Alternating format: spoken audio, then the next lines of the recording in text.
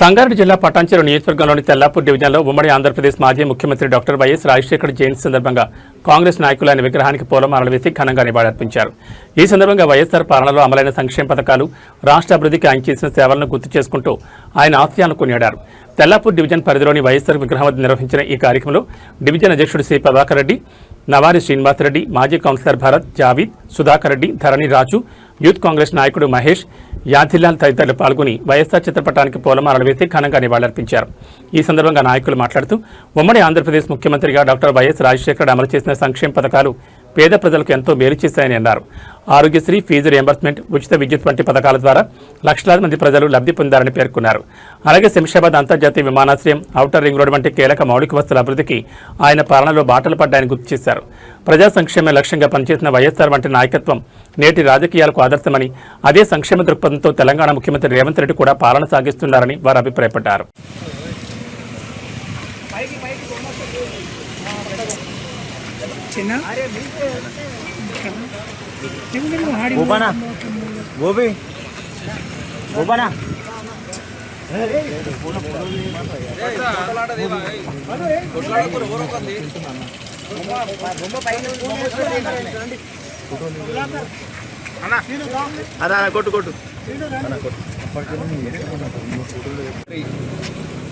YS Rajasekhara Reddy గారు జయంతి సందర్భంగా Tellapur division పరిధిలోని తెల్లాపూర్లోని ఈరోజు ఇక్కడ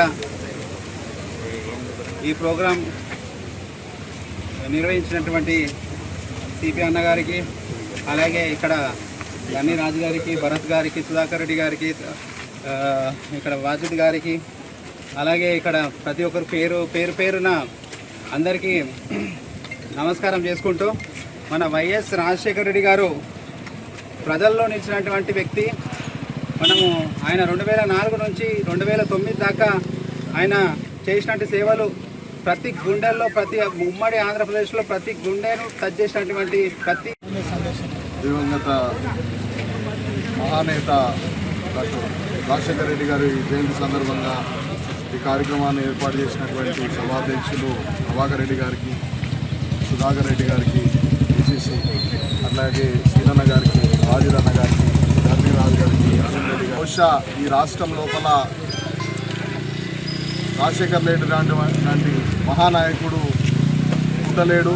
ఆయన తర్వాత కూడా ఇంకెవరు అంత పెద్ద వైడ్ ఆలోచనతో పుట్టినటువంటి మహానాయకుడు ఇంకోటి లేడు. మిత్రులారా, మీరు అనుకున్నట్టు ఇంతకుముందు చాలా విషయాలు సుధాకర్ రెడ్డి అన్న గారు చెప్పారు, అదేవిధంగా జాషు అన్న గారు చెప్పారు. అద్భుతమైనటువంటి పథకాలు అవి. ఈ దేశం లోపల బహుశా ఏ రాష్ట్రంలో లేనటువంటి 108ను మొట్టమొదటి సృష్టించింది రాజశేఖర రెడ్డి గారే.